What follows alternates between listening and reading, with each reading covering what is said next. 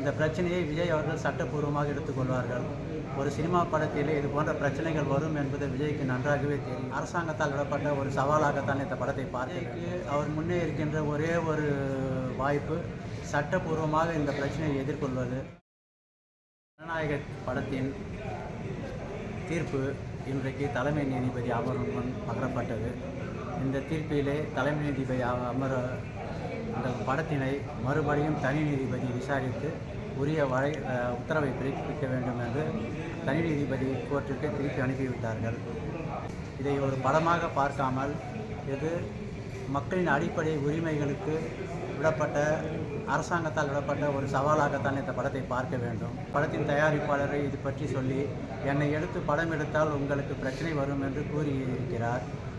1000 படங்கள் எந்தவித பிரச்சனையும் இல்லாமல் வெளிவரும் பொழுது விஜய்க்கு மட்டும் இது போன்ற இடர்பாடுகளையும் நெருக்கடிகளையும் மத்திய அரசு தருகிறதோ என்ற ஒரு நியாயமான சந்தேகம் மக்கள் மனதில் எழுந்திருக்கின்றது. இருந்தாலும் விஜய்க்கு அவர் முன்னே இருக்கின்ற ஒரே ஒரு வாய்ப்பு சட்டப்பூர்வமாக இந்த பிரச்சனையை எதிர்கொள்வது. இந்த பிரச்சனையை விஜய் அவர்கள் சட்டப்பூர்வமாக எடுத்துக்கொள்வார்கள். ஒரு சினிமா படத்திலே இது போன்ற பிரச்சனைகள் வரும் என்பது விஜய்க்கு நன்றாகவே தெரியும்.